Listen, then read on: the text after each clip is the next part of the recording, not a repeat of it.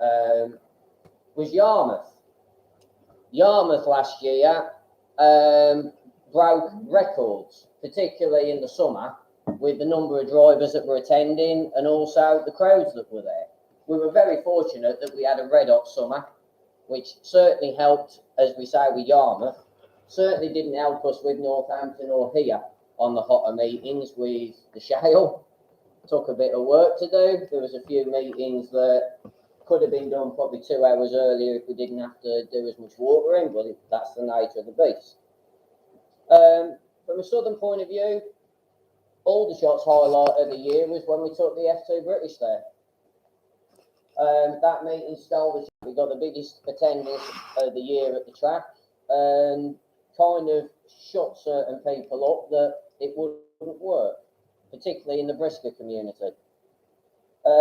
Sticking with Brisker, Eastbourne, that ticked along quite nicely, but we also took the national mini stocks down there for the first time.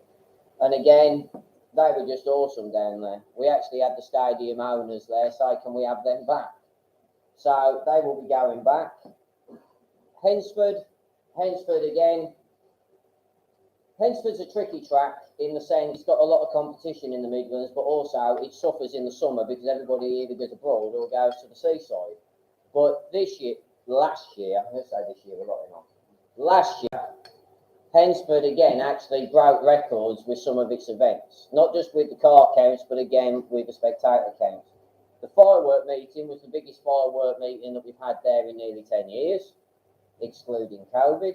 And again, Civil War has gone back up to the level. Though anybody at Civil War a month ago, you'll know how busy it was. Yeah. So again, the future, rather than looking negative, is looking positive. But from that point of view, the fixture list just took quite a dramatical change this year. It may not look it in front of it, but it has. Because me and Gavin have looked at it and went, okay, they're now saying that we're going to go into a recession. You know, everybody sitting in here has had the gas and electric bill, fainted on the ground and gone, how much? And with Christmas and everything else coming in, we've looked at it and gone, right, we think we need to consolidate this year and not run as frequently and try and run better meetings, or if it's got to be a domestic meeting, put more into it, because the one thing that people are looking for at the minute is value for money. People are looking for value for money to take their families out. Your hardcore stock car fans are going to come rain, shine, whatever, to a big national banger meeting, a big Formula One meeting, a national hot rod meeting. People are going to go. But it's the domestic level size things where you're trying to get the families in for the first time and things like that. To encourage people to do that, we're going to carry on this year with the majority of the meetings, with the exclusion of Yarmouth, with the kids go free if people book in advance. Because the other reason is we want to carry on encouraging people to book in advance, because that has actually really helped us to plan the meetings, not just from a staffing point of view, but to keep the council happy if we have to deal with them. Particularly Hensford's a prime example of that because of parking issues. So we want to carry on encouraging that. So if people book in advance, they get their kids in for free. If they pay on the day, they get charged. But we've already seen Aldershot was the first domestic meeting of the year on Sunday. We were looking, me and Gavin went, if we get 600 people for a domestic Aldershot, that'll do for the first one in February. We had over 1,000 people come, which is brilliant, especially when there was a lot of new people there. There was a lot of new people there. So as well, the advertising that we're doing down in that area is obviously working to attract new people in. And that's what we need. We need new people in to keep the sport going. From the finishing off the fixtures point of view, I'm going to ask of everybody in here. I've just said, obviously, that we've lowered the fixtures this year. Whereas, say, we run, just for an example, 220 race meetings last year, we're only running 190 this year. It's not that, but that's just an example.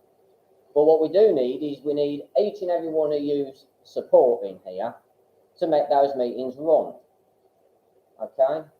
Already had a couple of people turn around and say, well, don't know this, we don't know that. My answer back on Saturday down at Eastbourne was, it's amazing how people don't know what fixtures on where and when, and like, for example, when we need help on a midweek Thursday, but I bet you've just spent an hour scrolling through Facebook. If you can scroll through Facebook on your phone, you can go on the website and see the fixture list. So we're asking, please, everybody, it doesn't work unless we work as a team.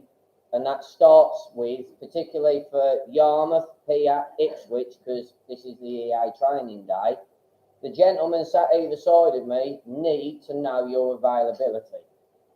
There's still people within the room who haven't let them know. Can you please let them know? It really does help when it comes to us planning. Have you already told him, Pip? Yeah, I've told him. What are you doing then, Alex? It was going to be a test there.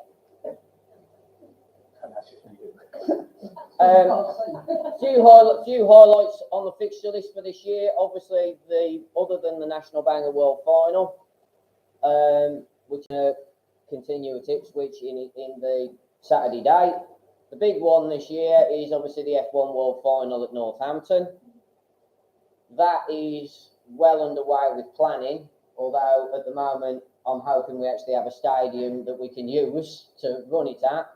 The good news is, I think everybody's aware of it if they followed Dean on Facebook, certainly. We've been granted the planning permission to do all the work there to transform the stadium. Dean's vision for Northampton, if we can get it all done, is fantastic. And it's going to bring Northampton from being basically a circle in a field up to 21st century standards. The work has already started there as much as we could up until we needed permission to carry on. We've got that, so the work is going. So you're going to see a massive transformation, hopefully, through the course of the next 6 months at Northampton. In amongst that, we are going to try and run events there. So people who are involved in that, obviously, you're going to see a massive change, and certain meetings may have to run one way compared to another way, depending on what parts of the stadium are open, etc., etc. The other big change on the fixture list is I get a bonus weekend off because the European Championship for the Brisker classes has moved. It's not at Northampton, it's here. It's also moved dates. It's not at the end of July. It's going to be here the second weekend in June. To add to that, just to give Alex, Pippa and Mel even more work to do, we've made it a triple header European with the saloons joining it as well. I'm not that strong that weekend. You cannot spend the whole weekend laid on the bar. It wasn't the bar she was wanting to be laid on.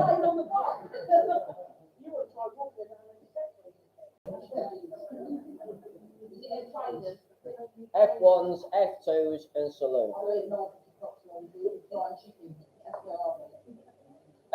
The Unlimited Supreme, that's going to take place here in April, and we're planning something a bit special for that. We're going to try and give that meeting a kickstart again. It used to always be seen as Mildenhall's version of the World Final. Well, that's what we're going to turn it back into. So work's already again planning behind the scenes. Already had a meeting with Guy from Paynes, who helps us with the show side of things. So we are going to turn that into an event again, hopefully. Because it needs it. It was the main point on Mildenhall's fixtures.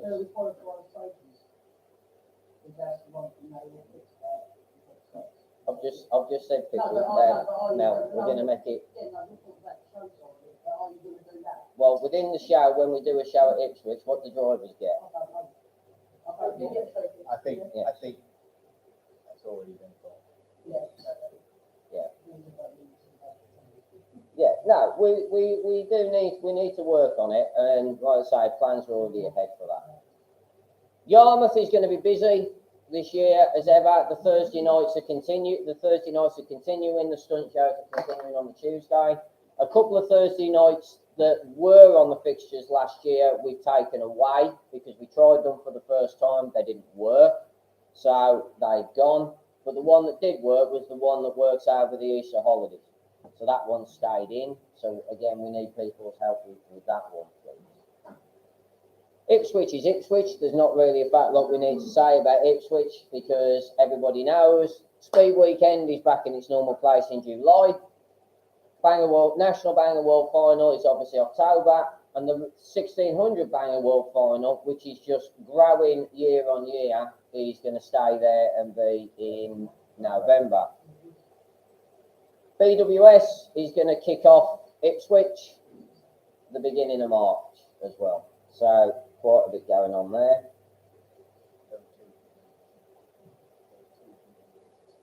Yes, that's the other thing Alice has just reminded me of. For those who like national bangers, there's 2 BWSs coming to Mildenhall this year.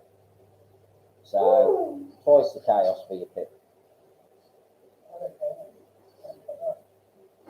So that covers the main tracks that most people in here are concerned about.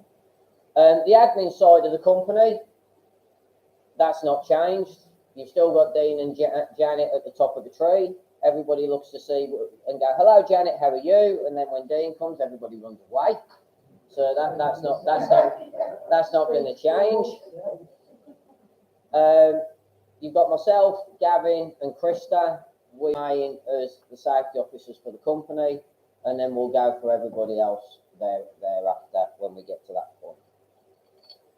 Just mentioned obviously about customers and stuff like that, and we want to carry on encouraging people to come in. We've also got to remember that it's not just people coming for the turnstiles that are our customers, it's the ones out there as well, known as the drivers. I've always said it, I'll say it every year. Those who do these year in, year out are fed up with me saying it, but we have to remember that we work in a sport where we have to have what's called the triangle effect to it. You have to have the drivers, you have to have the staff, and you have to have the spectators with the promoter in the middle of it. Without the 3 points, it doesn't work. Now drivers, no show to put on. Now staff can't run the show. Now spectators, no money coming for the door to run the business. Because we still rely heavily on the public coming through to earn the money to pay for everything. But we need the drivers to encourage them to come. So when we have drivers who start mouthing off, you don't whack them and put them on their arses like certain people could now. Okay? Okay, we have to treat the drivers the same as anybody else, okay? We know sometimes confrontation can happen, but again, we'll come on to that in more detail. But primarily, remember, they need us, otherwise they can't come and play, but we need them to put on the show. We need to do a tally chart. What we're talking about drivers, and obviously we mentioned the kids go free. Yeah. Working in the pit office such with Bell, we get a lot of dissatisfied drivers that, because they're not buying tickets, because they say it's the driver, the mechanic, and they're bringing one kid with them. Yeah. They're not buying a ticket because they're getting a free ticket. They're not eligible for the kids go free. They have. So much. They have to, if they book the kids' ticket online. Yeah, they have to buy a paying adult, but they're not going to be buying a paying adult because it's driver, Yeah, plus the mechanic, plus the kid. So you're saying we need to keep them happy. That is our biggest. With all due respect to the driver's pick, okay, they're already getting the adult in for free as the mechanic, which some of them are genuine mechanics, yes. Yeah. But like the prime example was last week at Eastbourne, right? The wife who comes with more jewellery on her lipstick and everything else is certainly not actually a mechanic today. So it's when the aim is to get, it's not, that offer is not, I'm going to be truthful, it's not put with them in mind. It's put with Yeah, I know the it's not, public but in they mind. see it as an offer, and they see it as a disadvantage to them because they can't get it. And the abuse we get over it, we get a lot. Next time, send them to me. Oh, we send them around the jungle, yeah. And we'll explain it, quite happy to. Yeah, no, that's not. We explain it, but it's just trying to get through them. I just didn't know if there was something set up for them to be able to do that. Send them round to Jan. Okay. The health and safety side of things, there's been quite a few changes in that. That's what we're here for today, and we're going to go through soon. So the staffing levels. Staffing levels have also changed. And again, to save going doubling up on things, we'll come to that as we go through the manual. The ORC. The ORC, my favourite four letters in the stock car world. Myself and Mr. Dunmore here had to spend a day a couple of weekends ago in Birmingham at an ORC seminar, okay, where all promotions had to attend to be updated on ORC's policies, health and safety, and general rules of racing and stuff like that.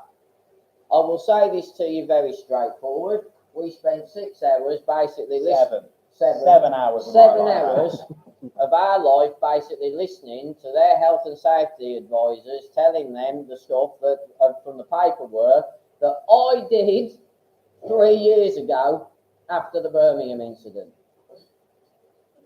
And then myself and Alex, when it comes to question time, I turned around and went, right, okay then. So we've all heard what we're meant to do. We're not going to name names. It's a no-name policy within the seminar. What other promotions are actually going to start doing it then? What other tracks are going to start doing it then? Question was asked. Well, what do you mean? I says, okay, we're not going to name tracks, but here's one for you. And we're going to go into this in detail. There is a rule in place that there can be no drivers on the infield. Correct? Not a new policy. At certain promotions, it's still happening. There is a policy in place. Breakdowns must go the right way around the track, depending on the race direction, unless they've got permission from the clerk of the course. Certain tracks, it ain't happening. And I said, well, when is the ORC going to get the house in order? The ORC replied to me, wasn't it? We're sorting it. Okay, see in 12 months. The reality of the ORC is they are the governing body, and we have to take them seriously. They are there, the ORC is there to provide the insurance cover, primarily, to protect each and every one of you, to protect the drivers and to protect the promotion and our sport. Okay, that is what it's there for. And they provide the guidelines which creates the rules, the regulations, which we have to abide to. Which, again, we'll go through in detail, because as I say, we're going to keep cracking on with it, because I'm thinking I'm going to make sure we're going to be done for dinner. Okay. 2023. Here we go. Section 4 already. Good.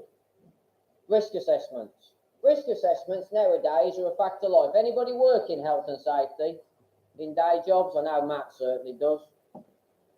Health and safety are words that everybody absolutely dreads. Okay? Everybody does this when they see health and safety coming towards you.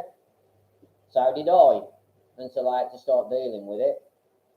The reality of health and safety is it's not there to stop you doing anything, but it's there to try and prevent idiots from causing problems in the activities that you're doing. As far as, and these are great words, these two, reasonably practicable. Those are the words that the HSE use all the time when they're setting guidelines, and then if it goes wrong, they can then blame somebody else. But as a company, we've got to obviously have our own HSE policies, our own risk assessments for each and every task that you do. And that's just here. The good news is you've only got about a tenth of that in there. There's one of these for every track, and that's not the complete version of it yet either. All right? But this is the stuff that we have to do now legally to be able to open the doors. We have to have inspections by the HSE, and that's not the ORC, the HSE, as in the councils, every year. And if they're not satisfied with what we're doing, they can shut us down. A health and safety officer has more power in this country now than what a police officer does. If the police turned up at an event here, we can actually turn around and say to them, you ain't coming in without a warrant, mate. If we wanted to be difficult about it.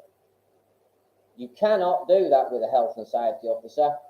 They can come in and click their fingers and shut you down there and then. They have powers to prosecute you there and then, which is quite a frightening concept, really, when you think what they can actually achieve. So the whole idea is that we've got to make sure that what we're doing as safe as possible. So when they come and inspect us, they can see that what we're telling them in the paperwork, we do this, we do that, they come and see us do. I'm going to give an example. Last Saturday, we had the training seminar down at Arlington, and Mike Osborne, who's the health and safety officer for down there, came to the training day.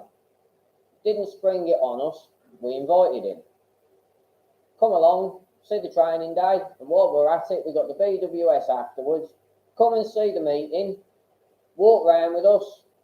If you're going to spot anything you don't like, let's be honest, it's going to be on a BWS meeting. Let's be truthful. Busy meeting, busy crowd, busy pits.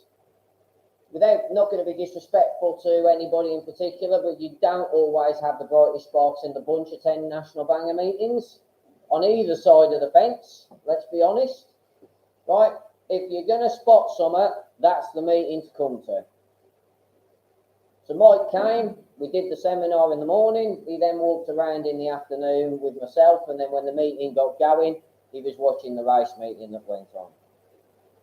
I then spoke to Mike on Tuesday, because he was at the office on Monday, and said, okay, anything or whatever.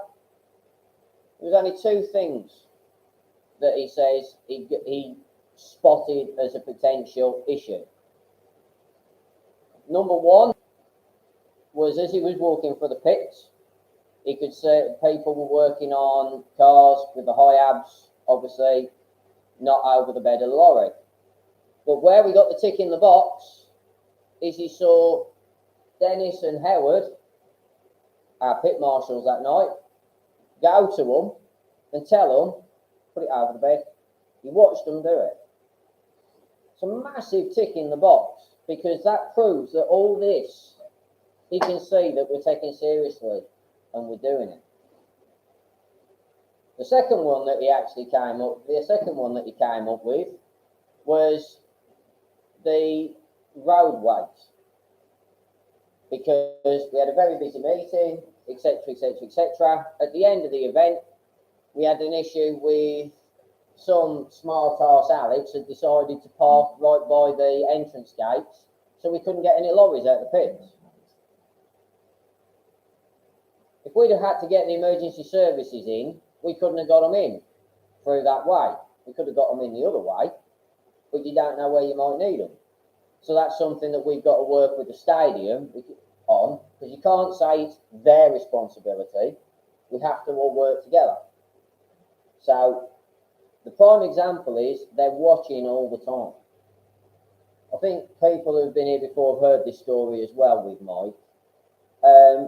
Mike's been our EHO at Arlington now for about 5-6 years.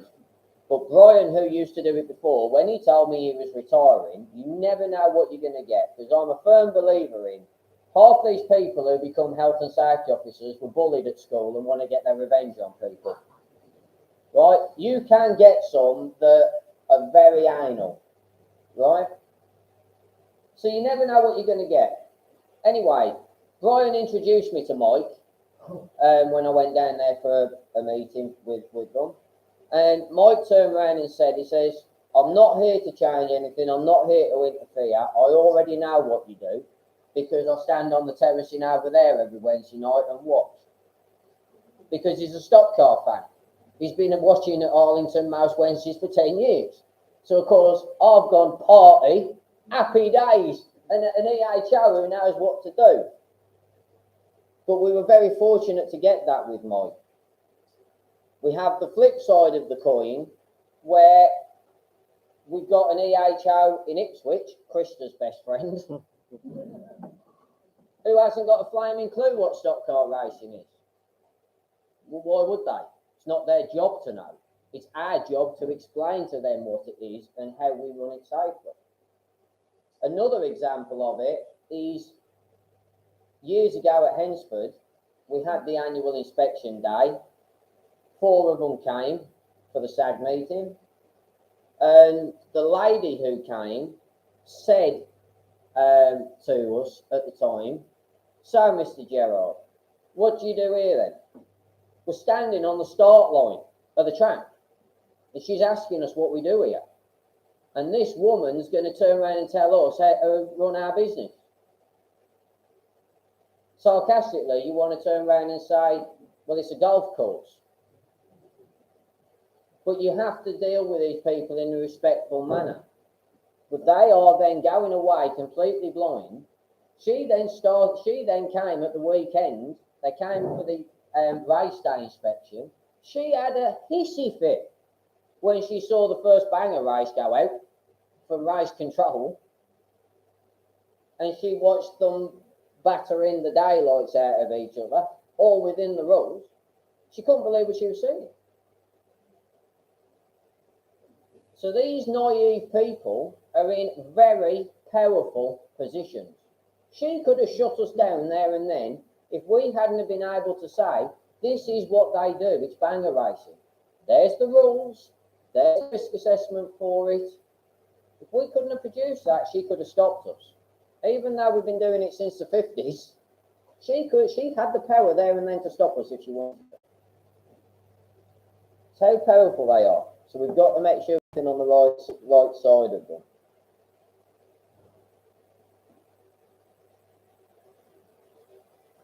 Where are we? There. Right. The health and safety training, that's what we're doing now. The reason why this is so important, and we turn around and say to everybody, we know everybody sits here, and in the next half an hour you'll all be bored of listening to me, etc., etc., etc. This is a massive box tick from a legal point of view. As a company, we are required to provide you with training. Now, we can sit in a room and you can only do so much. I'm a firm believer in you learn so much more practically doing it in the stock car world, get your hands dirty, as they would say, than you ever would sitting in a classroom. But nowadays, we have to have an element of classroom, which is what today is going to be. But again, the reason why I said please make sure you've signed in and you sign out is that record is incredibly important when it comes to our health and safety meetings with the council. Because they want to see this paperwork. They want to see it. They don't just believe us that we've done it. They want to see it. They want to see that Graham Alexander has signed in. They want to see that we've licensed him. They want to see that he's signed out and accepted that everything that we've turned around and said for the day. Because then they could phone Graham and go, we understand that you attended a training day. Yeah. And they could ask him stuff about it. It's happened. It happened after Birmingham. It happened. The EHO from Birmingham took out all our paperwork, 5 years worth of it. And he went through it to try and find anything that he could use against us. So we have to make sure that the paperwork is right. We're going to divert a little bit, because speaking of paperwork, the most important thing you need to do when you arrive at an event before you do anything else is sign in. Okay? Doesn't matter what job you are doing, you must sign in. Doesn't matter if me, Krista, Alex, Dean, Gavin are screaming and shouting, we need this doing, we need that doing, you sign in. Because until you are signed in, you are not insured. And if anything happens to you, it's not just us that are going to be up for questioning. you needed any help financially or anything like that, because that's what the insurance is there for, the insurance are going to go, we ain't paying out, they ain't signed in. You must sign in. It's the most important thing that you must do is when you arrive, sign in, please. Okay? The other thing is, if you are in a position that involves you completing checklists, i.e. the steward, the safety officer, clerk of the course, the pit marshal, or if you drive a breakdown, and there's a new one for this year now as well, a pace car checklist, because the pace car now has to have a risk assessment, which we'll come on to later. Okay? Those checklists must be completed and handed to the steward before we start the meeting. Okay? And certain events, not going to name names, we're not going to name tracks. It's not happening. And it's not happening to the point where the paperwork comes back to HQ and it's not even signed. If the health and safety walked in and went, where's your paperwork, because something's gone wrong, or they do a random inspection on you, we're in trouble. But what you have to remember is it's not just us as a promotion. It's not just Dean, myself, Krista that are going to end up going to court. It's you. It's you. John O doesn't do the steward's checklist, for example, at Yarmouth. I will say, to be fair to John O, he always does, but I'm going to pick on him for now, right? If there was a major incident at that event, and the investigation comes, and John O hasn't signed that form to say that he's checked everything required on that list, John O is also going to court. And believe me, it's the most frightening thing that you will ever do in your life. It is genuinely frightening. The things that you see on these TV programs compared to what actually happens in real life is nothing. Nothing. Trust me, you do not want to be put in a position where you end up having to go into a courtroom and be questioned. Okay, not to put the frighteners up, everybody, but that's the harsh reality of it. Because it isn't just Dean that's going to go as managing director, and me as the safety officer if I'm there that day, or Krista if something would have happened on Krista's watch. You're coming and all. So make sure, please, that if you're involved in doing any form of paperwork that's required, especially the checklists, make sure they're done. It takes 2 minutes to do whatever you need to do to check everything, hand them to the steward. That being said, the stewards, it's their responsibility to make sure they've got all that paperwork from you. And again, we'll come on to that as we keep going through things. To skip back a bit though, the pit safety. I think 90% of the time we've got our pit safety licked nowadays. Because all the rules of, like we just said, half over the bed with cars on a high-ab lorry, they're using a jack as secondary support, stuff like that. We've been nagging drivers that long now, it's becoming second nature. And I think 90% of the time, they're doing it. But I've just mentioned 2 things. What are some of the other rules that are in the pits? I have had some good fire extinguishers in the Transformers. Right, let me clear that one up for you. The ORC's policy now is that it's advised that they've got them in the transporters. But from our point of view, we are protected in the sense that we have fire extinguishers in the pit area. So our risk assessment says that. We're not reliant on the drivers, we have our own. But they are meant to carry them. But if we did a spot check at Northampton, Arlington last Saturday, I wouldn't like a better chance of my odds. It won't soon. What's the speed limit in the pits? No. Same thing. The speed limit in the pits is walking pace now. So that's what the signs are saying, don't The signs will be changed. Some of the tracks they've already been changed. Yeah. The reason why that changed, and hands up breakdown drivers in here, please. I'm not going to pick on you, but who drives a breakdown, drives a tractor, drives a transit, all hiding at the back. The reason why that changed is because when it was reviewed following Birmingham, and we're going to come back to Birmingham a fair bit today, again, 5 mile an hour is not practical. And the health and safety words are reasonably practicable. Everybody know Hensford? Do you think you could tow a car up that hill at 5 mile an hour? Not a chance in hell. That's reality. So the policy was changed to walking pace. If you're going bombing for the pits at 50 mile an hour, be prepared to get a boot put up your backside and the sack. But walking pace allows us not to put a limit on it, because depending on what you're doing, you may have to give it a bit of beans. You know, Mark driving his tractor for the pit gate at 10 mile an hour because he's towing a car. There's no issue with that as long as Mark's watching where he's going and he's checked that there's nobody in front of him. Okay?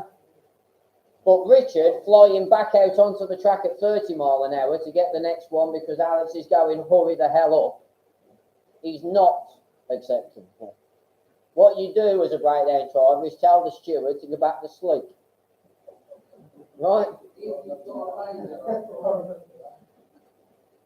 Well, normally you stick your fingers up at him, Mark.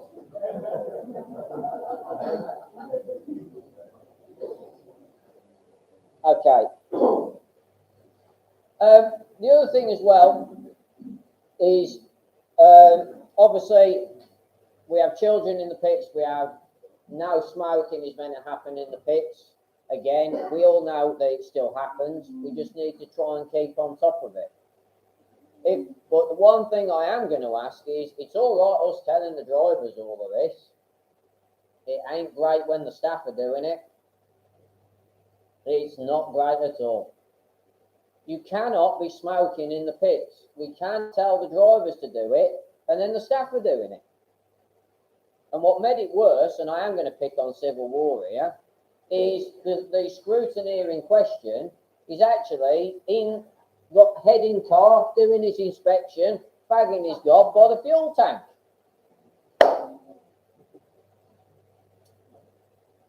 Don't need to say no more than that, do I? The no smoking policy in the pits applies to everybody. Okay? So please help us out with it. Don't smoke in the pits. From the children point of view, we're going to double this into something. We are required as a company to have what's called a safeguarding policy, which we have. I've just updated it. The safeguarding policy, does anybody doesn't know what a safeguarding policy is? Everybody knows what one is. Right, good. A safeguarding policy basically is we have an obligation to protect children, which is up to the age of 15, and vulnerable up to the age of 18, and vulnerable adults up to the age of 25. The company safeguarding policy is if somebody comes to you who fits in those categories with a issue, you are to take them, please, to the medical room, the medics. Okay? From there, you then notify the safety officer or the steward. That's where your role in it finishes. Okay? So as far as everybody in here is concerned, yeah, you get a child come up to you, first meeting here, yeah, Pip had a child come, I can't find my mum and dad, just as a nice example. Pip's job is then to take the child to the medics, and then the process will then begin from there. Okay? No, it's now to the medics, please. Okay?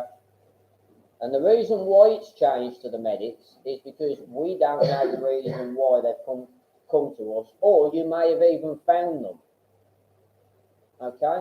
We've had it before where you're walking around the stadium, particularly Ipswich, we've had it a few times. Ipswich is a massive stadium, and especially with the grandstands on the back straight now, it's very easy for a youngster to get disorientated, lost. We all know it's just a big oval, but to them, it could be quite a scary thing. And we've had it before where a child's got lost, and where they've ended up going and hiding is under the grandstand by one of the emergency exits because they can't find their parent. So security have then took them, again, was to raise control, now to the medical centre. Because you don't know why they're there. Don't need to say any more on that one. But if you find any children or even like we say, vulnerable adults, to the medical centre with them, please. That's where your job finishes. All right? Let's keep moving on. The driver safety. Driver safety hasn't changed. It's still their responsibility to check the rules. We still will do a safety check. The scrutineers will before they're permitted to race. A couple of things to remind everybody of, please. Where are the scrutineers in the room? Hands up, scrutineers. Okay. A reminder to you, please. Do not sign them off and sticker the car until they have signed in and you're satisfied with them. Okay? I don't care if they turn up 10 minutes to start time and go, oh, I want to get out for the first race. You're going to miss it, mate. Go and sign in. Because the minute you sticker that car, our defence to stop them getting out of there has gone. They get out on that track and something happens to them. Great. Me and Dean, off we go to court. Paul, you signed that car off, did you? He ain't signed in according to the paperwork. Guess what? You're coming and all. But what makes it worse is if you don't keep with that policy of you do nothing till they've signed in, and some worst case scenario happens, potentially you're looking at what I got told at Birmingham. Everybody knows what happened with Birmingham. I'm not going to go into it. But the one thing that I will turn around and say is one of the most frightening memories of my life is sat in an office with a barrister, solicitors, Dean, and being told, do you understand that if this goes to manslaughter, you are looking at 10 years inside? It's not just Dean and me, you. Because you've allowed him to go out there when the process has not been completed properly. Because he's not insured. I say it every year, please don't put yourself in that position. The key thing with training is protect yourself. Yes, we've got to protect them, and yes, we've got to protect them, but we've got to protect ourselves first. You always cover your own rear, then you start worrying about everybody else. And Crystal will agree on that one? Absolutely. Yeah. So please don't scrutinize. So we don't care if they miss their first heat. Yarmouth would be a prime example on a Thursday night. We know drivers get there late because they come straight from work. Well, tough. We don't scrutinise the car until they've signed in. It's vitally important that we don't do it. Okay? One other thing, just to remind everybody else as well. Under no circumstances now do we check the belts once the car has come through to race. They get safety checked by the scrutineers, that's it. Okay? We shouldn't be checking belts on the track nowadays anyway, because other than the cops, nobody's allowed on the track while there's vehicle movement. But if you get a driver who turns around and says to you, do us a favour mate, tighten that for me, the answer is, go back to your pit, do it yourself, or get your mechanic to do it. Because if they go out there and race, and this, not with us, but has happened, is currently a case going on with another promotion, the marshals done the driver a favour by doing his belts. He's gone hard into the fence, his belts have snapped, and he's ended up in hospital. He's now suing that marshal, blaming him. Well, he checked my belts because he's got onto one of these no win, no fee lawyers. Comes back to again, please don't put yourself in that position. If they've got an issue with their equipment, they need to go back to the transporter and they deal with it. All right, protect yourself. Drivers' briefings, say, bloody hell, let's keep going. Drivers' briefings. They're going to continue. A driver's briefing is a fantastic cop-out for us when a driver does something wrong. Okay? When Alex says on the, or John O will say tomorrow, can we all go and get the drivers? And then we'll go shouting round the pits. And then John O does the briefing where there should be 100 of them there and there's only 60 of them. It's a fantastic tool for us because our paperwork says that once they've signed in and they're given the running order, which pit office staff, it's vitally important they have, they are saying that they're going to abide by our rules. And on that running order, it says driver's briefing, in the case of tomorrow, 1:30. So when they break the rules and somebody tomorrow at Yarmouth follows somebody else in because they don't like him very much, and John O has them up the box, first question as a steward that we ask them nowadays, 99% of the time is, were you at the driver's briefing? No. Load it up, mate. Get ready for the letter in the post. End of conversation. They can argue till they're blue in their face. They've lost. Did you come to the driver's briefing? No. Load your car up, mate. Ta-da. It's a fantastic tool for us to use, and especially the running order.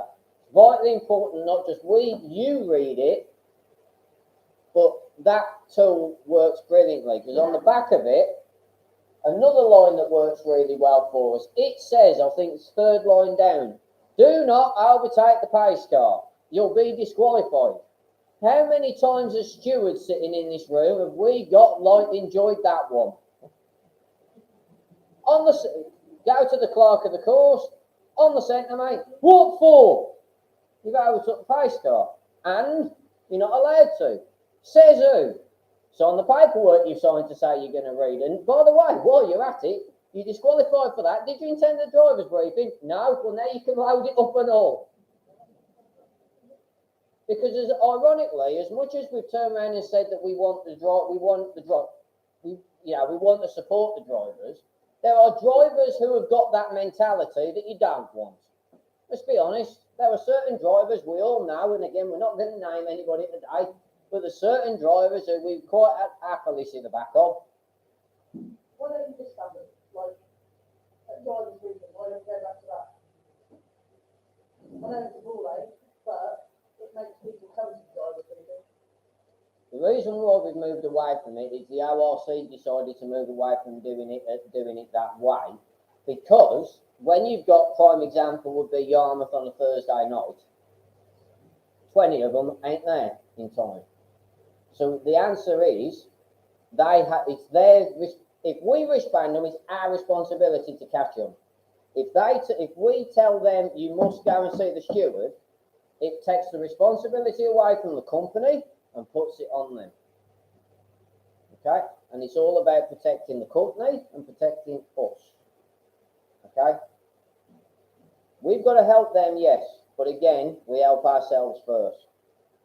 Because trust me, Pip, they ain't going to help us if it comes them versus us in a court case. Oh, yeah. Oh, yeah, it's just where they go. If they know they're going to get disbanded and they're not going to get on track, if they haven't got disbanded because they turn them away, then they've done. It's the driver's responsibility. Okay. Staff briefings. Yeah, well remembered, Alex. I had a bit of a surprise at the Best in Britain meeting at Hensford.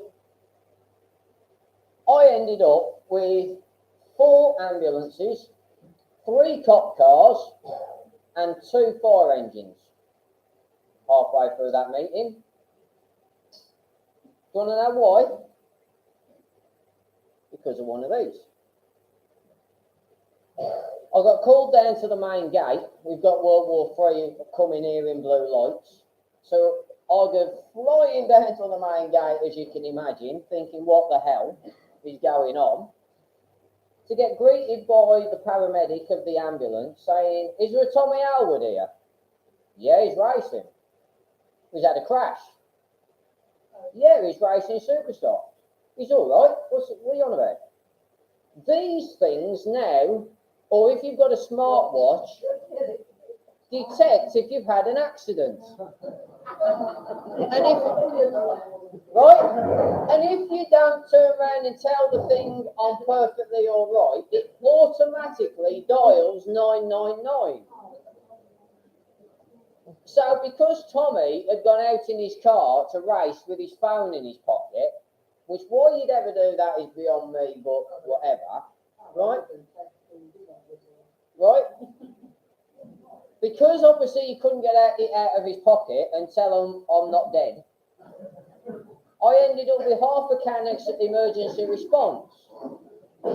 So stewards, as part of our briefings, we need to now add another bit to it, as if they're not long enough already, and say to them, please don't go out with your phone or a smartwatch on. That's going to be on the paperwork as well. Because as much as it all came good, because he was all right and stuff like that, and we can all now see the funny side of it. The serious side of it, you know, which I had Tommy up race control and went, do you realise this has just happened? Because it was new to me and all. None of us had heard of this before. Yeah. But the reality is we need to try and prevent it, because we've all heard on the news about you can't get an ambulance for love nor money, this, that, 6-hour wait times and all this. And I've just ended up with 4 of them and I don't need any of them. One of them 4 ambulances could have been going to save somebody's life. And when I look at it from the point of view of, I could have needed one of them ambulances for my granddad. It's stuff like that that we just need to try and prevent. Okay? Is that going to go out at a driver's briefing with the story behind it? So they Yes, understand? it's what we did last weekend, Peg. We turned around and said at Eastbourne, we actually told them the story. We said, we're not pulling your leg, and hold the shot. Yeah, we're not pulling you, we're not pulling your leg. This genuinely happened. It's genuinely happened. The other thing as well that it also doesn't help us with, though, is the reason we ended up with that many emergency vehicles is because it pinpoints where you are. It's obviously recognised as a sporting venue. So as part of the paperwork that we have agreed with them, they come en masse. But it also then flags it up on the HSE computers. Right? What the hell's gone on up there? Now, I phoned Tony, who's our EHO for Hensford, and said, once we sent them away, and went, just to let you know, this has happened, why? He was happy. That was the end of it. But it could open up a can of worms that isn't going to do us any harm. It's just one of them things. But it's more paperwork and more work, and again, So we're going to be reminding them at drivers' briefing, certainly for the foreseeable, please don't do it. Because, yeah, 4 ambulances, it looked like, I mean, talk about a disco. Yeah, there's more blue lights there than Mel sees on the dance floor. Why are you picking on me? Is it there? Charlotte?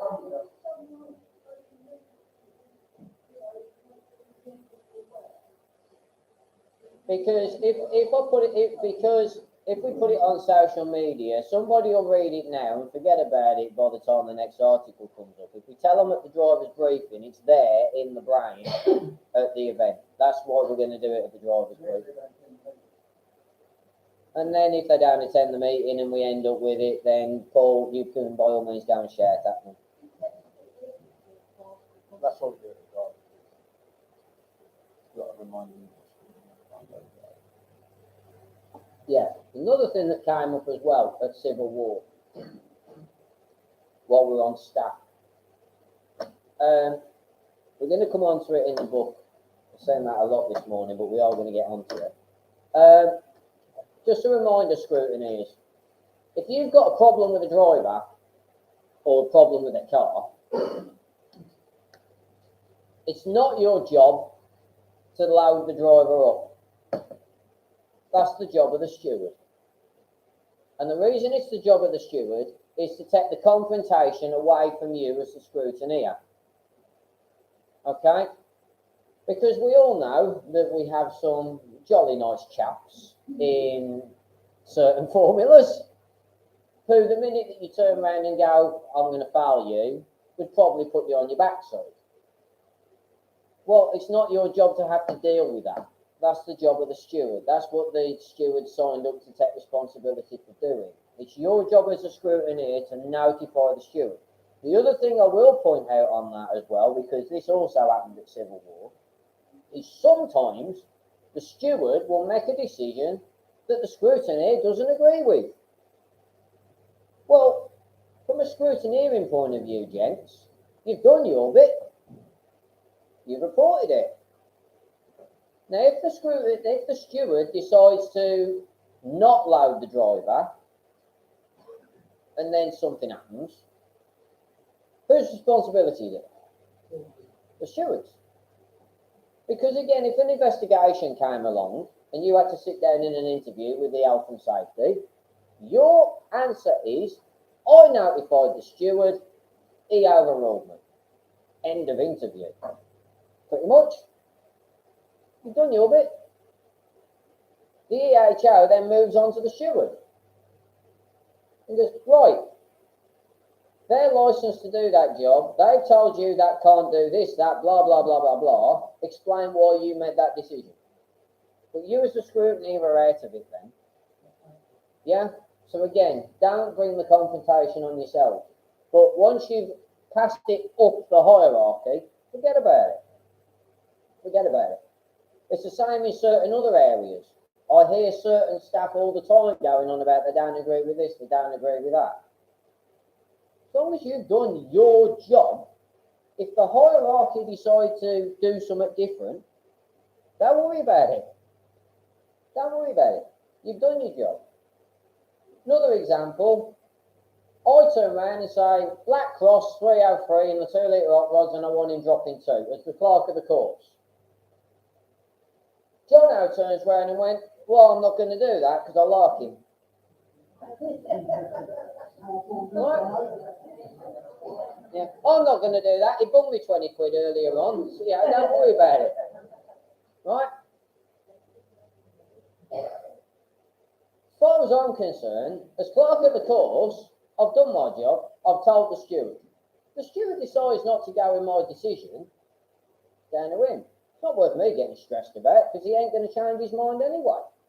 But again, if repercussions came from that, not necessarily from a health and safety point of view, but for the driver appeals or whatever, from a racing point of view, I've got my answer. I reported it to the steward. That's my bit done. It's down to the steward then to justify it. While we're talking about staffing and garbage and whatever, Well, we're not, but well, no, but so stewards, a lot of the time, obviously, we get as soon as they've been to the box, they obviously go straight to the lift or whatever. and we get it. Lol. Yeah, yeah. Then do it. But no, sometimes the attitude of the way the steward has spoken to them, or whatever. Now I'm not in that box, so I don't know how it is. But obviously, we get that a lot. The way they've been spoken to. Is that your problem? No, it's not my problem, but what I'm saying is, then if the stewards don't know that, but that's what they're saying, then the stewards can't address it any differently. I know what you're saying, Pip, but for purpose of this conversation, if they come effing and blinding and thinking that the stewards are you know what at you, all you got to turn around and say, nothing to do, mate. Go and have your rant, go and have your rant. Because to be fair, you're right in the sense you want to be spoken to the way that you would treat people. Yeah. You know, if you want respect, you've got to show respect. But I will say there have been times where somebody, I'm going to pick Yarmouth because again, at the end of the meeting, no, it was back in the summer. At the end of a meeting, Jono's made a decision on a driver, and he's going to get a holiday out of it, right? The driver's now in the pit office arguing with Jono. Now, I will say, to be fair to Jono is being very professional about it. Okay? But yeah. Not professional, Jack, is he? Okay? But Jono, to be fair, is doing exactly what I would expect him to do as a steward of the company. Okay?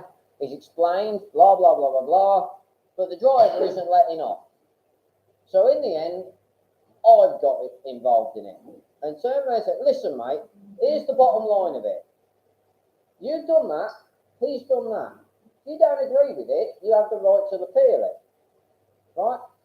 But there comes a time where when they start getting aggressive about it, there is sometimes a way of dealing with it. I'm not in the box, so I don't know what's going on. Do you know what I mean? But and right, wrong, or indifferent, sometimes being polite about things is not necessarily, and I don't mean it in a disrespectful way, but it's not the way certain people understand. So this particular driver, in the end, I basically stood in front of John Howe and turned around and said, you know what, mate, best thing you can do is... Yes. And the best bit about it was he went, okay, mate, and he went. Well, he understood that. It's like, right, we'll get rid of all the political nonsense. Here's the bottom line. You're loaded, you're getting banned, disappear. Yeah, no, I'm not saying that, but I'm just saying sometimes I've seen it being dealt with differently than that. The other thing from a stewarding point of view is we need to stop telling them how long they're going to get. Okay? The answer on the day is you're loaded, you'll be sent the letter. That's all you say to them. Okay? Because there is what's called the totting up procedure. If a driver follows somebody in at Yarmouth tomorrow, it's a 3-month ban. Okay? But if this driver has just served his ban, come back and then does it again, and Jono then says to him, you're getting 3 months, that then causes us an issue in the office because we look back at the record and go, actually, he's got to now have 6. Straight away, when he goes to the ORC to appeal it, they're going to use it against you. So just make sure that if we're involved in any of that as stewards, the answer is you'll be wrote to. Leave it at that. Don't give them any indication of how long they're going to get. Make them sweat. Okay. On that score,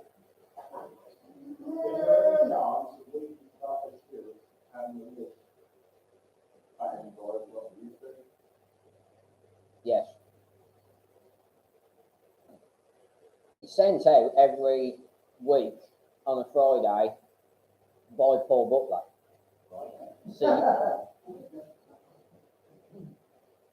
So somehow you're obviously not on the list, Jono. no, So I don't think any steward is. did you read? Have you got to read it the right way up, Lynn? If I give it you.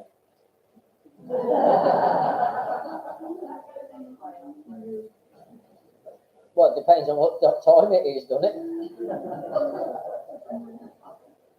You're going to have to do some editing, you do know this, don't you? It's live, mate. It's live. It's too late. Right. We're going to skip around a little bit, because then we can try and keep going, get more of this in before lunch, and then we got less to do afterwards. Okay. Did everybody pick up their books? Did everybody pick up a Mildenhall book? Right.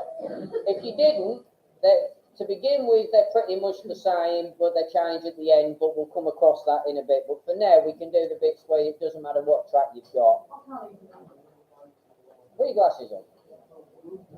If we get a page, open it up, page 3.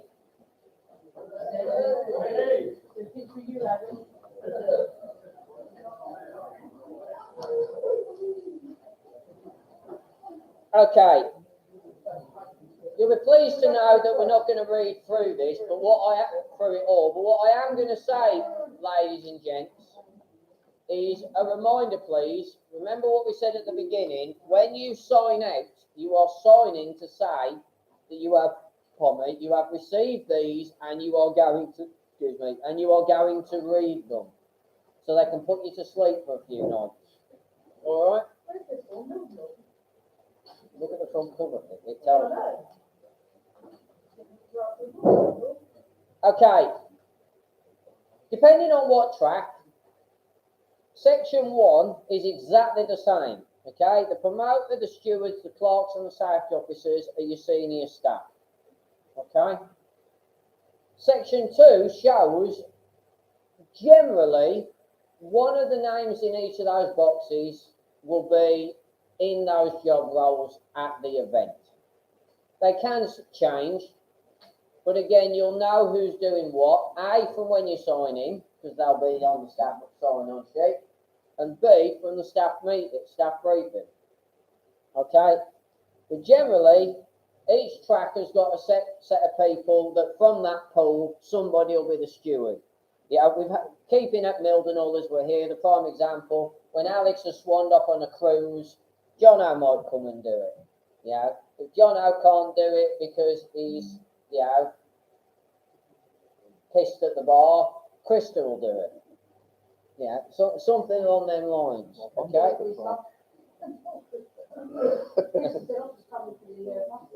From the clerk of the course point of view, again, they can change as well, depending on who's available, what other tracks are running. But again, you'll be told who's doing what, and if you're not sure, it's obviously on the sign-on sheet. Okay.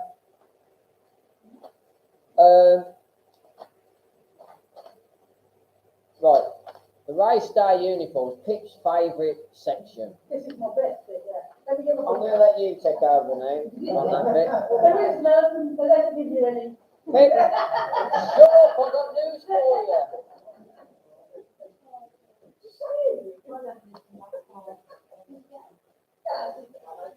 Are you getting them? Are we getting them? Yes, we are. We ain't got them yet, but how can we get them? New staff uniform is coming. Speak to Alex at the end. But don't all speak to him at once, because we want to get to the pub. One key thing now with clothing, one way or the other, is high-vis clothing. Okay? You must make sure, if you're involved with the track especially, that you're wearing high-vis. The minimum requirement is a high-vis vest with the reflective strips on it. Okay? Yes, we all know, well, what difference does it make during a day meeting? Well, 99% of the meetings in EA are done at night.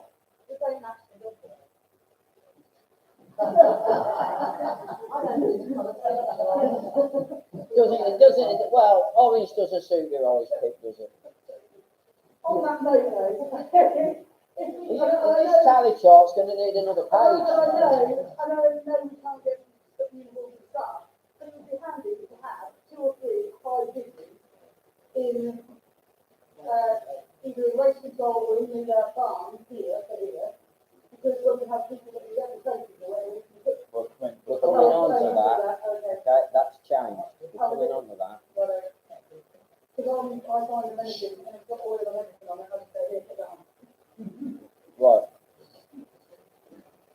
So high-vis clothing, okay? You must make sure, please, that you've got the minimum, and that includes if you're sitting in the tractors, okay?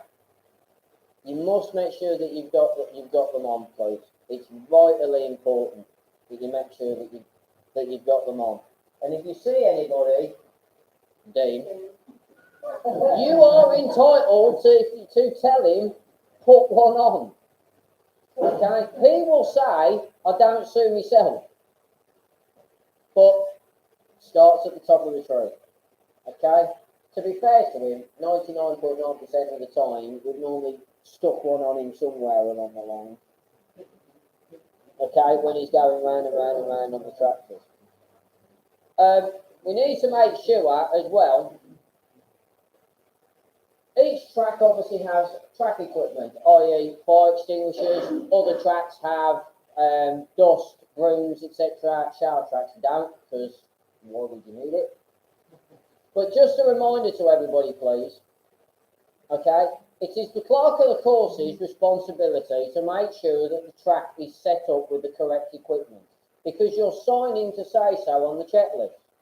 It is also the clerk of the course's responsibility to check the cutting gear. Okay? Don't sign your life away until you've checked it. Okay? But from a marshal's point of view, it's your responsibility to check the equipment in your area. Okay? As soft as it sounds, the clerk of the course, the fire extinguishers could have gone out, and they're all fine. You come to first race, one of them could have been faulty, as it's been put over the wall or whatever, and the gas has gone out of it, so it's dead. Double check your equipment, please, because there's nothing more infuriating, and as well, not just fire extinguishers, which are vitally important, but check that you've got, in the case of tarmac tracks, your dust buckets and your brooms. There's nothing more infuriating than when we go, there's an oil slick, where's the dust? It's down the other end of the track. That's handy. Make sure that you've got the equipment, please. Okay?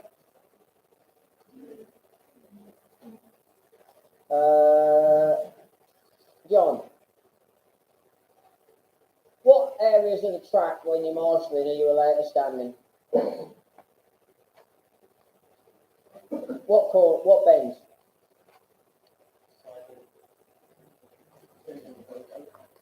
It doesn't depend on the rotation.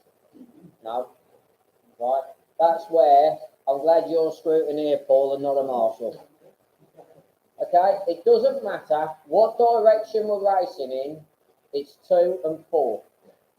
Okay? Doesn't matter, because the bends flip depending on which direction you're going round. Okay?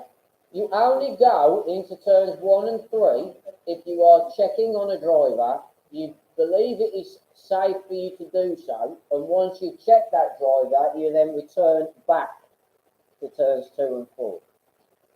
Nowadays, that's going to be made even easier, because the days of using stationary yellow flags to protect cars has gone, with the exception of if a banger is driver door on. You cover it with a yellow flag until you've gone and checked the driver. Once you've got the thumbs up off the driver, you retire. Reason being, other than the bangers now, every single formula is on race seals. And the stewards are going to be instructed, have been already, but reminded, they are to notify the track of if there's any stationary cars on it, if they're not going to stop the race. Prime example, Ipswich. The bends are so wide, we'd never ever stop a race for a car that's parked against the Armco on turn 4. Unless the drivers put their thumbs down. You'd leave it there. I think John O'Lynn, you'd agree? Yeah, we'd never stop a race for it. But to save the marshal having to go and stand in turn 3 where we don't want him, the race receivers are going to come into play for the steward to warn the drivers, stationary car, turn 4, not going to move, we're carrying on racing. That's it. Okay, so it reduces the risk of marshals having to be in higher risk areas. Reminder as well, turns 2 and 4 also count if you're on the infield. As a clerk of the course, as a photographer, you've got to stay in turns 2 and 4. Especially clerks, watch the photographers. Where's Matt? I know he's here somewhere. Yeah, taking the photos and tends to have it, oh, just go a bit further that way and a bit further that way. Grab him by his throat and bring him back. Matt, you don't need to be there. You've got to zoom on the camera. Use that.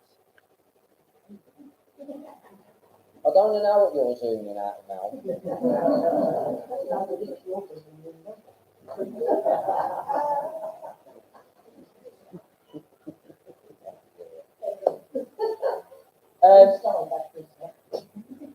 Use the flags. Something to clear up, because again we seem to have rules in one area and not in different rules in another, and the rules are exactly the same at all 7 of our tracks. Okay, and this is aimed at the marshals, right?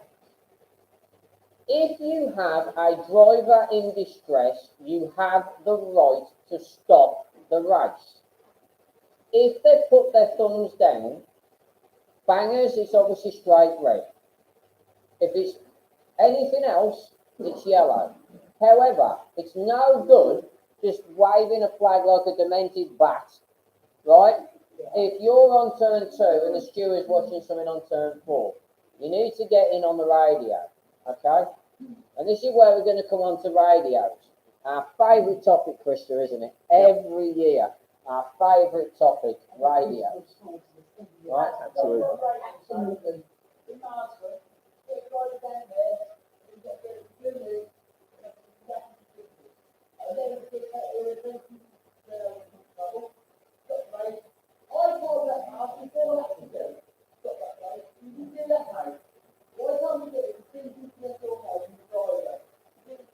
All you have to remember is, right, they're told to do that, but you can't. I've got a fantastic saying for you, Joe, right? You can't educate stupid, right? And but sometimes, right, they don't. There's nothing we can do about it. There's absolutely nothing we can do. Your answer is, well, I don't know what this means, mate. You're having a disco, you know, right? Well, coming on to radios, okay? We all know that. Oh God Almighty!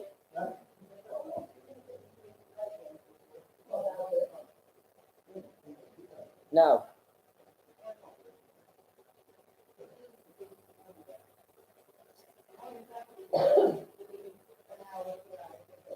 Talk to me.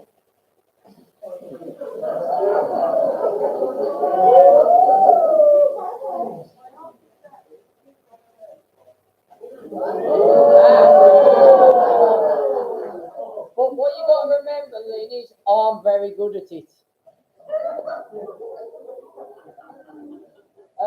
Anyway, I learned from Mrs. J. So you know, where's Mrs.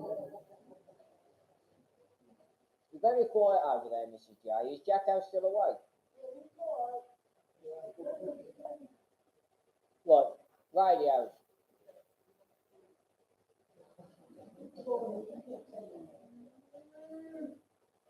Oh God, Jack's on it now.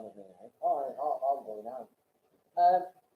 Right, there is a serious part with the radios, all joking aside and everything. We know that everybody has a bit of a laugh and a joke on them and whatever, yeah.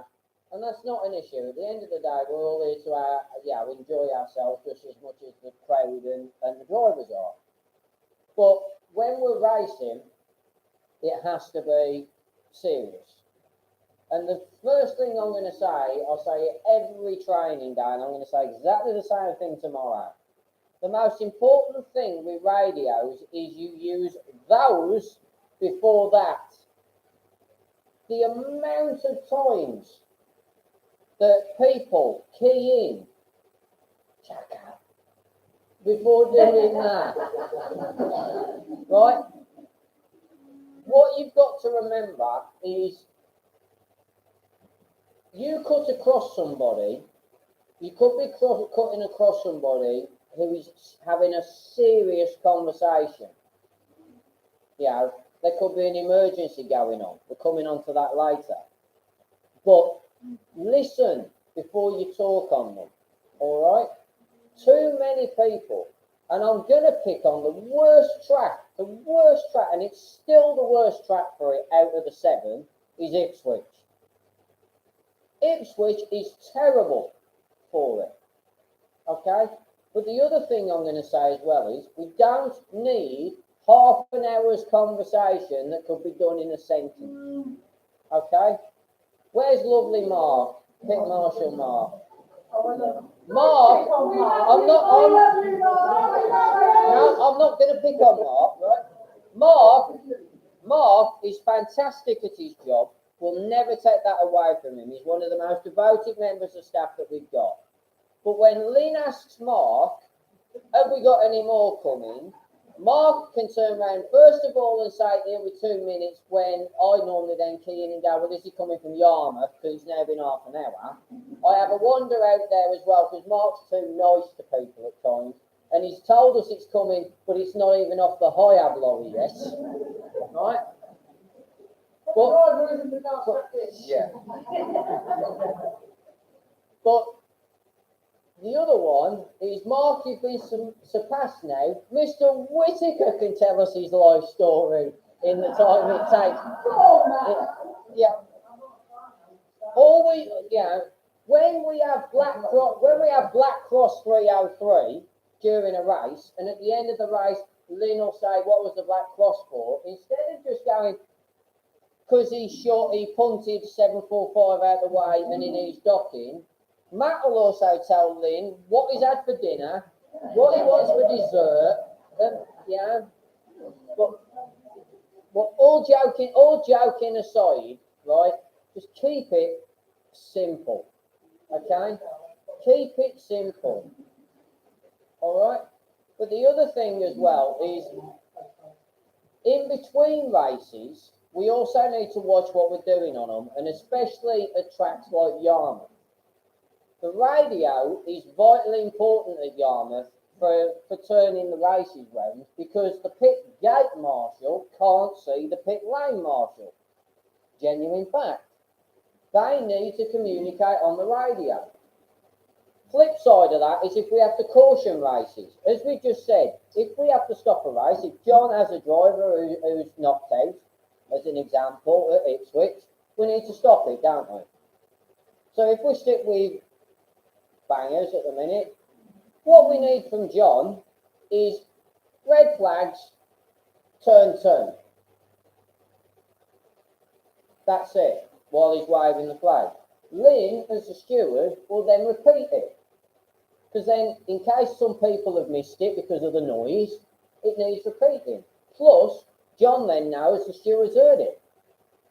But what the steward then needs to do to try and speed things up in a proactive manner is we also need to be telling the control car where to go.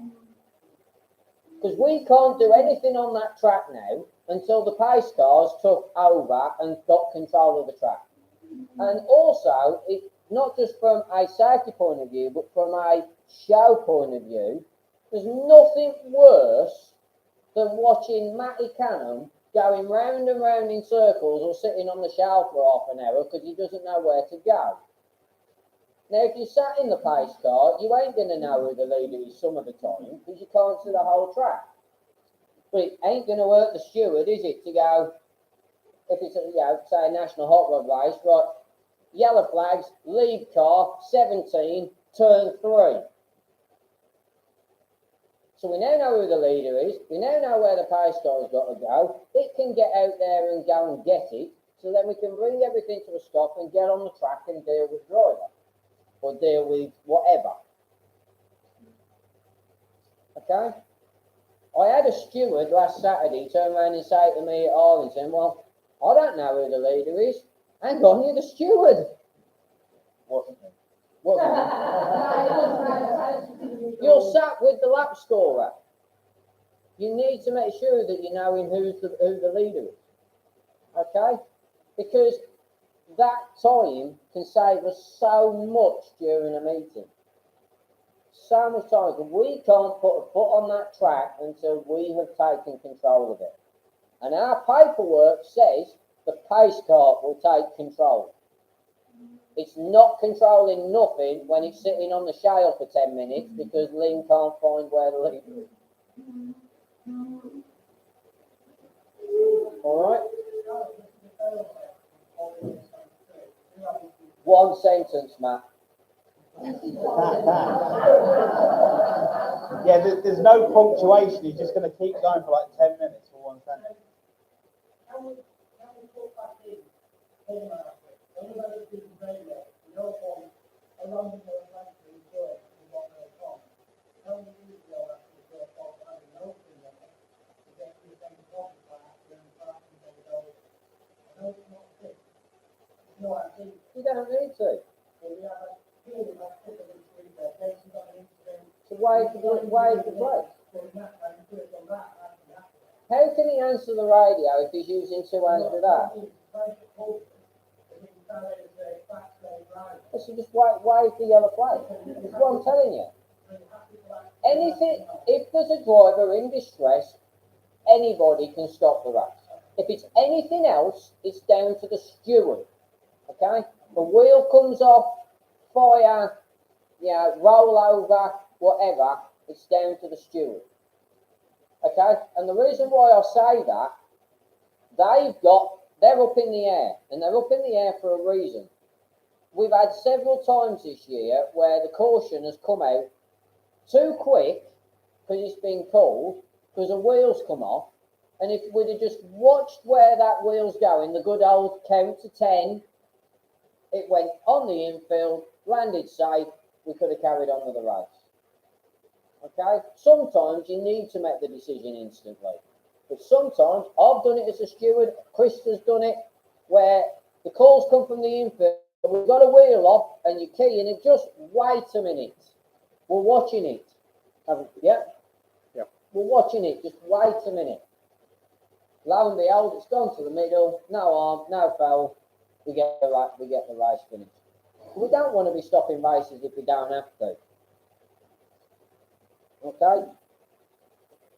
So, yeah. The other thing as well with the radios is, can we make sure that you're wearing an earpiece with them, please? It's no good having it in your top pocket during a race and you can't hear what's going on. Make sure you've got an effective earpiece. Some people like a different style to others. So, it's a personal preference what type of earpiece you like. But make sure, please, that you've got one connected in. Okay. The fire extinguishers. We have two main types plus the CO2 ones at certain venues. Okay? But the main two types that we use now are the foam ones and the powder ones. Okay? What fire extinguisher, marshals, do we use on petrol?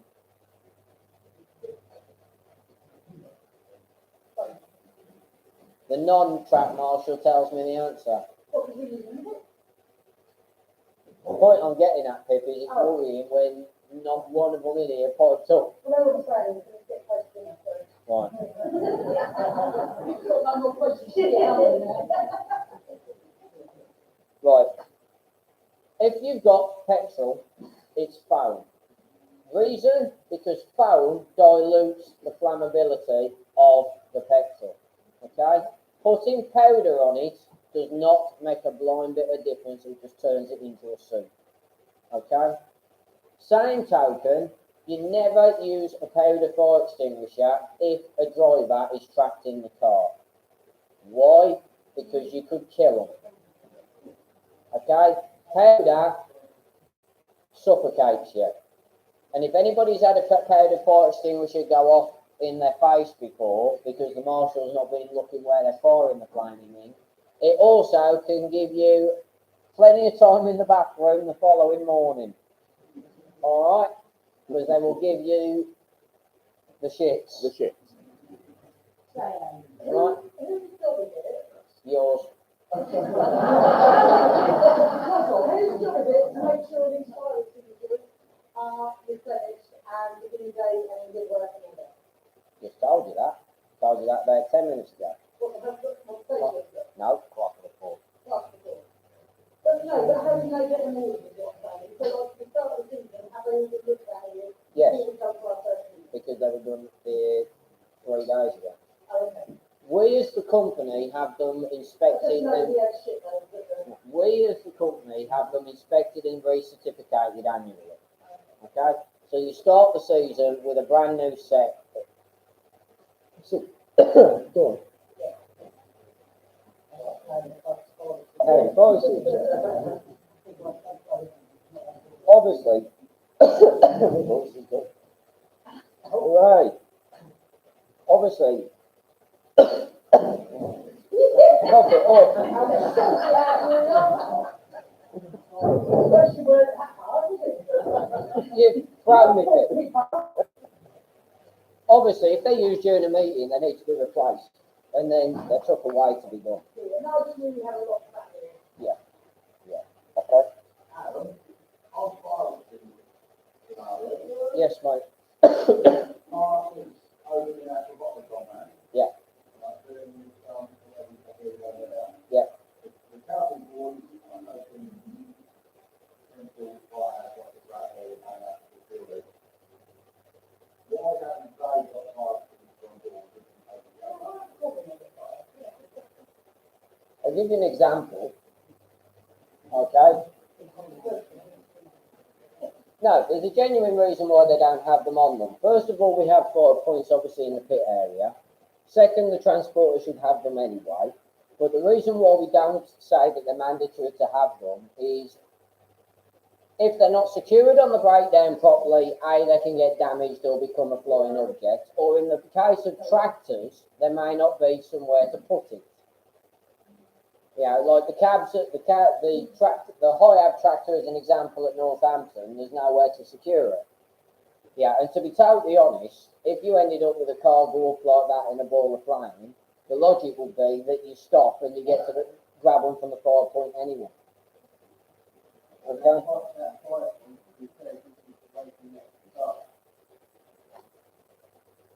It could. You don't do running, Paul. It can't be everywhere, though, can it? It can't be everywhere. I'm going to come back, Paul, to what I said at the very beginning. Reasonably practicable. Okay? If we tried to prevent every single scenario bad from ever happening, right? And I'm not taking the mick now, I'm being genuine with this, right? We'd never be able to open the gate. If you could think of every single thing, if I said to everybody in here, write a list of everything that could go wrong at an event, you'd never open the gate. So you have to have a bit of what I like to call common sense. We've got preventative measures in place that can be used in the event of a problem. Otherwise, the breakdowns, keep with the fire extinguishers. Okay, so we need more fire points in the pits. How many? How far apart? Guarantee you that we make that plan and we have 100 fire extinguishers out there and the fire will still happen where there isn't one available. So reasonably practicable is to have fire points. Yeah? Right. We're nearly there, we're nearly at lunch. We'll get one more bit done and then we'll do lunch. Okay. Yeah, I know the feeling, Jack. I know the feeling.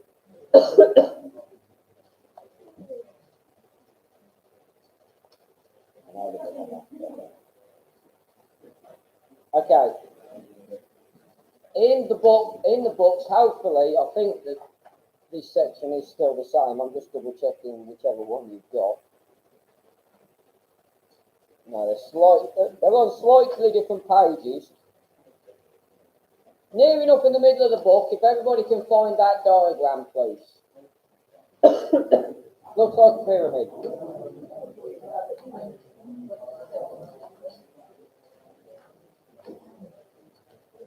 Page 28 in the Ipswich one, 27 in the Mildenhall one. I think most people have got those. Yeah, around about that page number.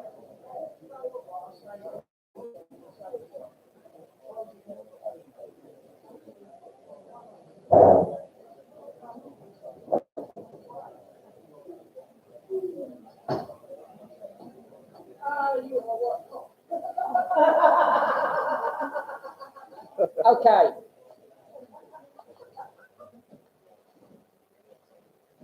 I think everybody nowadays is aware that obviously there's a hierarchy structure at events, but it may not be what people think it is. People will have seen this version for the first time last year, and it's slightly different to what people might think. The ORC say that the steward of the meeting is in charge. That is correct from a racing perspective. Okay? The overall responsibility for health and safety legally at the event is the managing director, i.e. the promoter. Okay? So generally that would be Dean or Janet or Gavin if Gavin's at the event as well. Okay?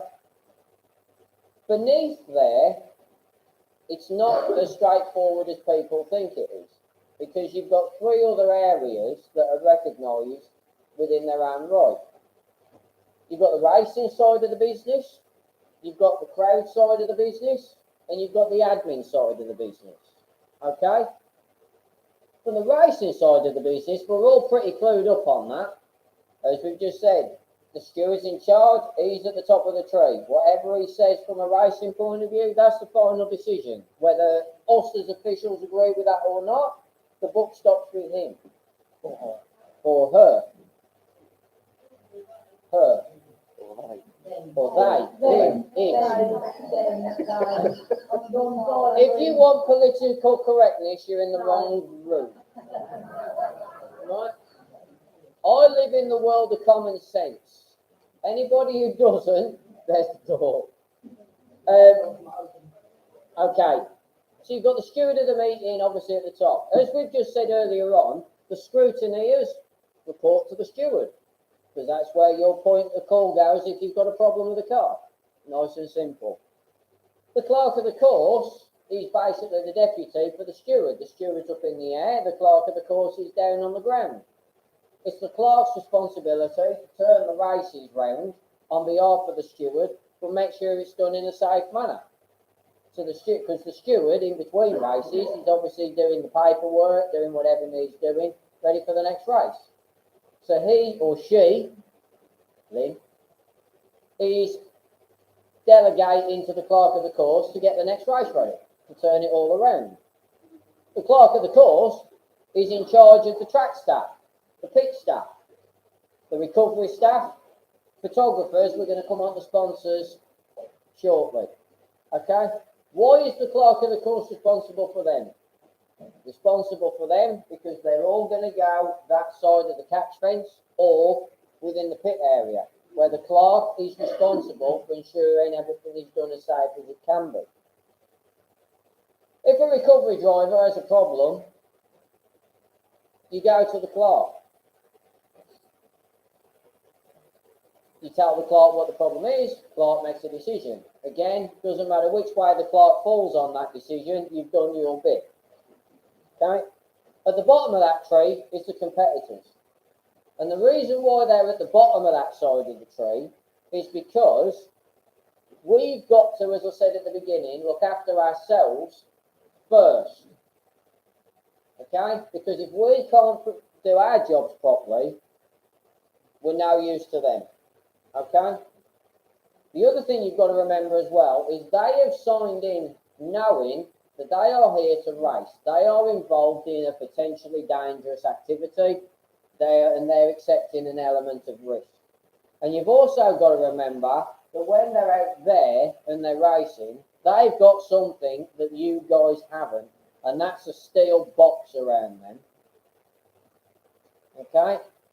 And I always come back to the analogy of everybody goes, especially when you've got the crowd going, waving and hurling abuse, going, he's knocked out and all this and all that sort of stuff.